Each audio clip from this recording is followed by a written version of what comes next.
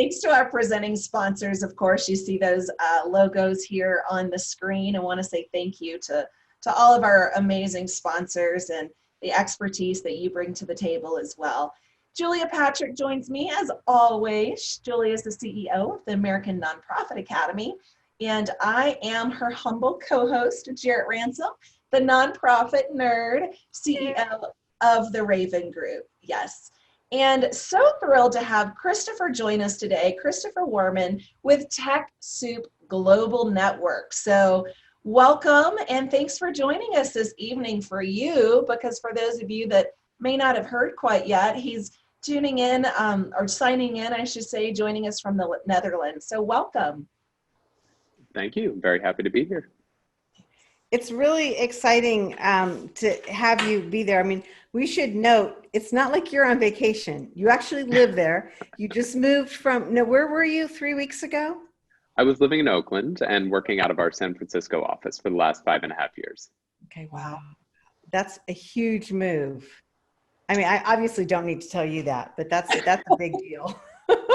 I just read somewhere that getting married, getting divorced, and moving are the 3 most stressful things that adults do.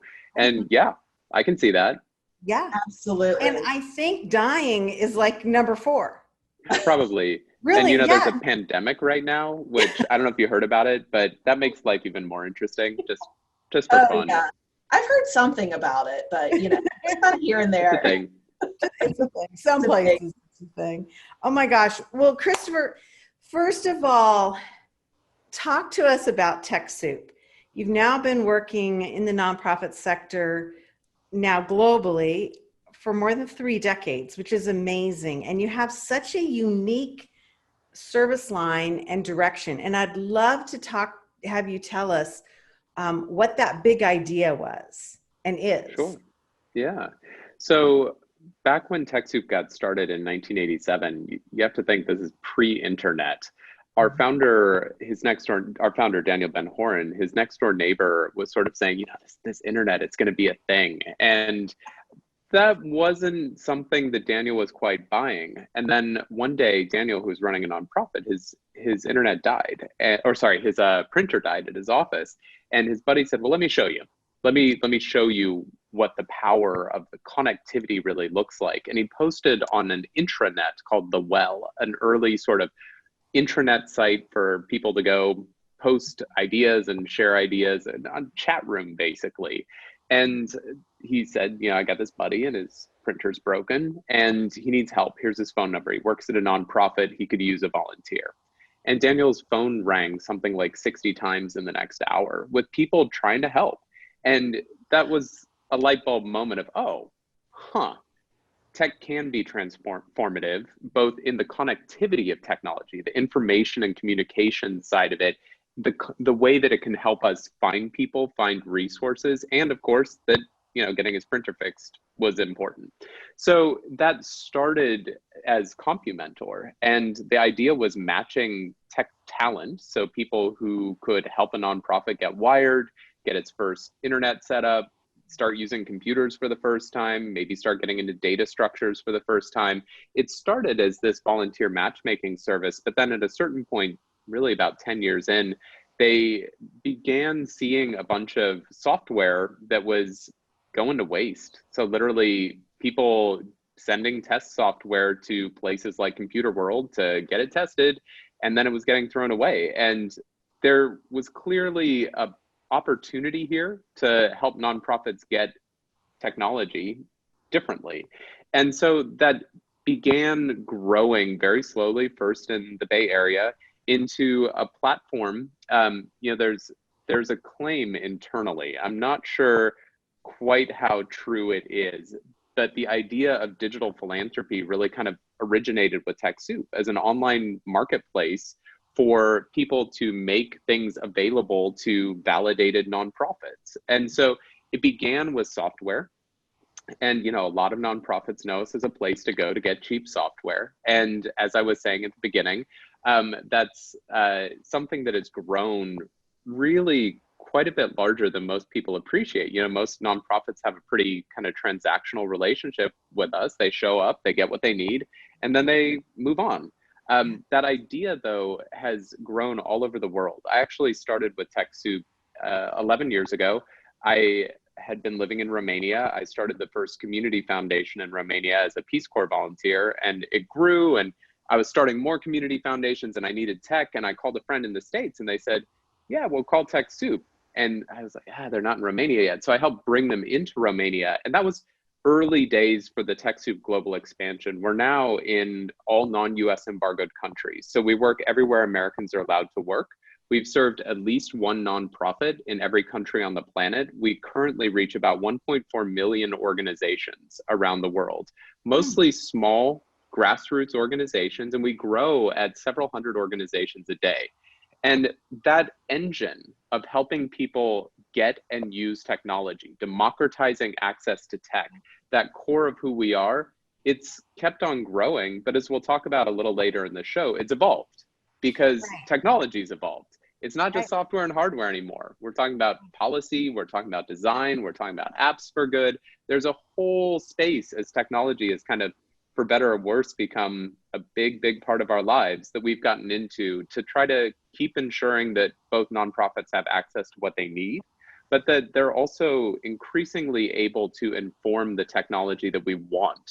So beginning to work with ourselves as a community in design and in demand, not sort of like, you know, I think all too often in our sector, we think of ourselves and other people think of us as somehow sort of poorer, weaker, and beneficiaries, not what we see when we look across our sector as a multi-billion-dollar, actually $4 trillion community who's employing 10 to 12% of the global population. Right. We have demands, we have needs, they're not being met. If we aggregate and we come together, we can have them met. Our collective economy is the size of Germany. This is no joke. So let's use that through, again, the engine that we've started around democratizing access to tech, that initial big idea, and all that that's brought us in terms of community to start advocating for what we want. Wow.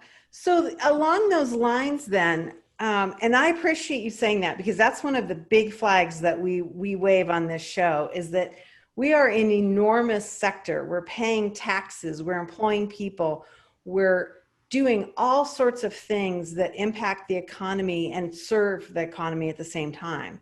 So talk to us about what types of software. I mean, are you agnostic in terms of what you're communicating and delivering, or are you more database driven, or, I mean, talk to us about that? Sure.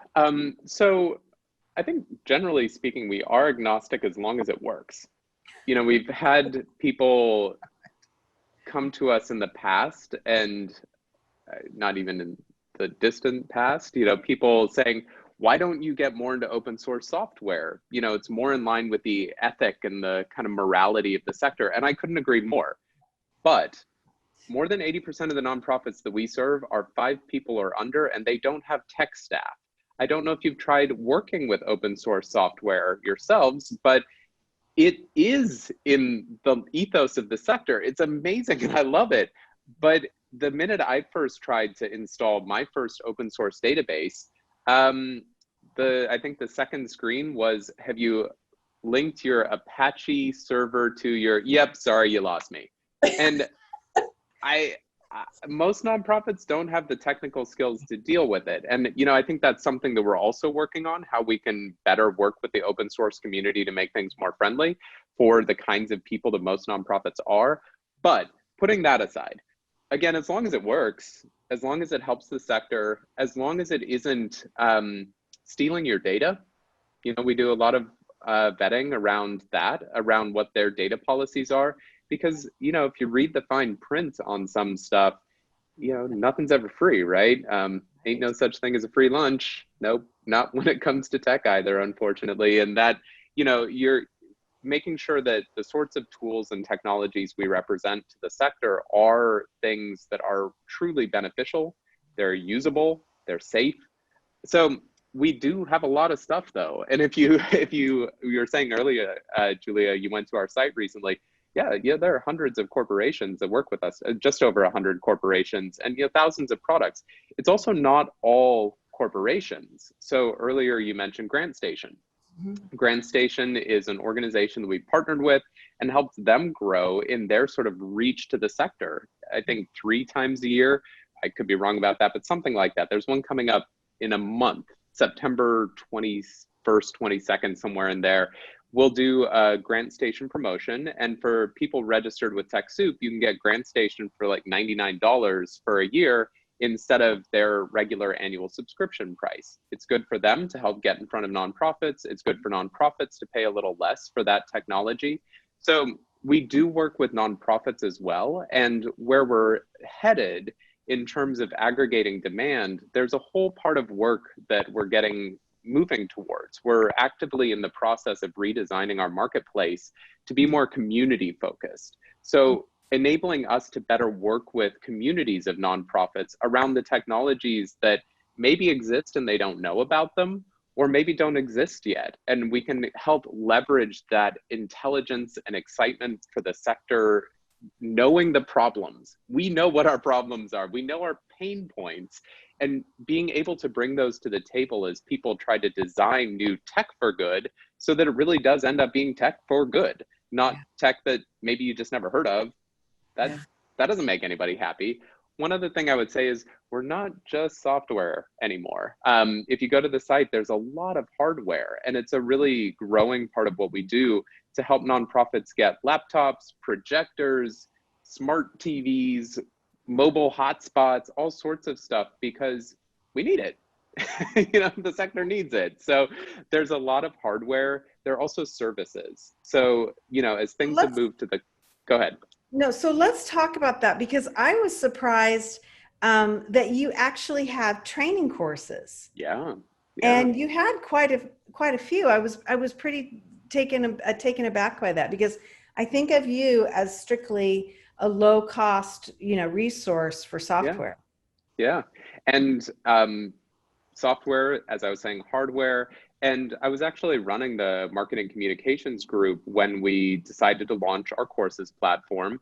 We have 25 to 35,000 nonprofits a day who consume some sort of educational content from us. And most of that had been webinars and blogs and articles and tweet chats and all sorts of other crazy stuff. And people were asking for courses. And so we launched an online courses platform about 3 years ago. Like you said, we've got, I can't remember exactly how many courses, because we keep adding new ones, but it is a really unique place in that we work with people from the sector who, kind of like myself and probably many others that would be listening to the show, learned how to deal with technology by having done it. So people who became experts within the nonprofit sector by learning by doing. So we find those people, and our educational design team works with them on sort of, formatting all the brilliance in their heads into a good online course. But it really is, these are courses that are from the sector in that sense, about everything from digital security to data planning to technology design, all sorts of good stuff. The fact that they are really from the voice of the sector, it's something that has proven really successful. We have, at this point, last I checked, we've had about 20,000 nonprofits a month taking courses from us online. And, that, funny enough, makes us, I think, the 30th largest university in the United States. So there's some fun stuff there, but it's growing like wildfire, and very glad that we were able to move that direction. Yeah. Well, you said TechSoup was established and started in the late 80s. Is that correct? Correct. So obviously the organization has evolved, and obviously technology has evolved over these decades, right?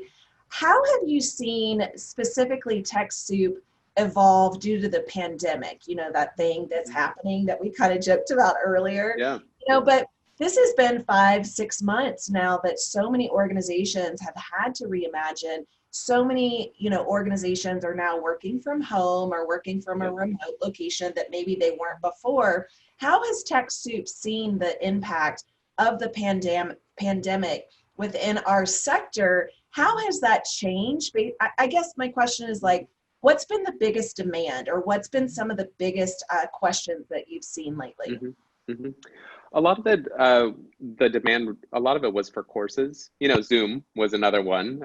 We help people get access to discounted Zoom, and that certainly was very popular. But a lot of nonprofits investing in tools to help them manage their workforces remotely, help them manage, so productivity tools in the cloud. And, you know, the cloud's coming. It's already there in a lot of things, you know, all the Google products, but Microsoft Office 365, like there's a point where we're all going to have to be in the cloud.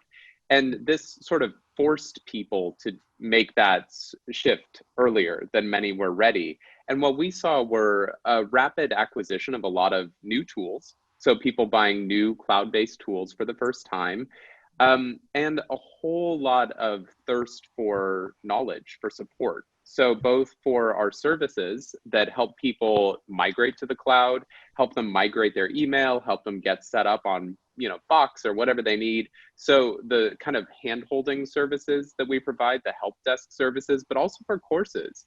In February, we had, if I remember correctly, about 18,000 active learners on our platform, and we had 900 of those who were new students on TechSoup courses. In March, when the pandemic set in, that number jumped to 11,000 entirely new people. What we saw as different is they were looking for digital security courses, and that's something that, you know, it's interesting talking with people like Amy Sample Ward from N10, another organization you probably know quite well in the sort of tech and nonprofit space.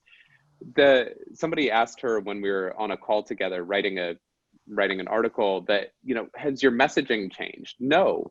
A lot of the things we have said for a while, they haven't changed. It's just the world changed around the message. And so now people are really understanding or thinking about technology differently. Things like the cloud, as I mentioned, but also security. You know, most people were not thinking about, because they didn't have to, and I'm glad we didn't have to, but we do need to think about these things. What does it mean to have your router at home set up for Netflix, but not for personally identifiable information? You know, not having those security protocols in place. So we spent a lot of time ramping up a page on TechSoup around COVID resources, which has all sorts of webinars that we've recorded, courses that we've made available specifically around COVID, and how to manage remote workforces, policies, things like, you know, you've got a remote workforce. Did you have a policy for that? Right. I wanted you to talk about that a little bit because I thought that was fascinating. Finding that on your website was somewhat of a surprise because we get asked that a lot just on the nonprofit show. Every Friday we do an episode called Asked and Answered, and people from all over the country, you know, email us questions or actually ask questions during the show. And that's a big thing, is people looking for these new policies to help them navigate a different work environment that most people would agree. It's not just that we're all going to go back to our office when the all clear is given, you know? Yeah. So we need policies going forward. Yeah, absolutely. Absolutely. So what we've tried to do is do the due diligence research, grab some of the sort of the best in class and cross-reference them, see what's common amongst these policies, and provide some of those templates back so that people can check them out, start looking at them, start reading them. You know, there are a few other resources out there for great sort of policy templates. The Stanford Center, the Stanford Philanthropy and Civil Society, their digital impact group under Lucy Bernholtz. There's a lot of good policy templates there. Great idea to, you know, check them out. Other people have had to figure these things out, read them, see what makes sense. One that we're getting into, working on a little bit is based on some of the survey results that we'll talk about in a second, a big piece of global research we did recently. It became clear that, you know, there about a quarter of the nonprofits we reached in that had a digital strategy. The other, you know, there was another whole group there, close to the rest of the 75% of everybody who didn't, that appreciated that they needed one, but that doesn't mean they knew where to start. And so what a great opportunity for us to start aggregating some of those, because like if I had to write down a digital strategy, I've been working in nonprofits and some sort of tech since 1999. Would I be able to craft a good digital strategy if somebody just said, hey, sit down and write one? Right. I might get closer than the average bear, but that I don't know that I'd be confident in it. So we can do that. Same as But we've why done with the start from policies. scratch anyway? Why start Right. from scratch when there's so many amazing resources to tap into? Right. Yeah, Right. let's do talk about that, the survey results, because as I look at the time, it's dwindling down, and I want to make sure that we do get your take on the sector study. Yeah. So, as we looked at what was happening in the world, again, this sort of the cloud is coming and we're all going to have to get there, sort of the necessity for organizations to digitally transform. We were, I think, frustrated and have been for a while by this rhetoric that'll come up a little too often, in my not so humble opinion, at conferences of nonprofits are bad at tech. That's kind of a dumb statement. I'm sorry. Some nonprofits are bad at some tech. Some nonprofits are really, really good at some tech. Government's bad at tech. Business is bad at tech. Individuals are bad at tech. This is not a helpful statement. So rather than that, run a survey with our entire global community to understand a couple of things. One, how are they thinking about digital transformation? What are their headwinds and tailwinds? What's helping and what's hurting when if they're thinking about it, what's helping or hurting, right? Then second piece, and really kind of core to this, how are organizations capturing and managing data through critical organizational processes? Fundraising and communications, working with their beneficiaries, working with their operations, because data is that resource that we all kind of want through our, a lot of the promise of digital transformation is that we would have better access to and management of the insights that we gain through our daily business, through our work that we do, through our work with our communities, through our work with our operations, through our work with our communications, so that we can get better, so that we can harness the intelligence that we aggregate by doing what we do and learn from it. So very much focused on data as sort of the critical piece of digital transformation. And then the last thing was, what has COVID done? Like, how has COVID accelerated this or not?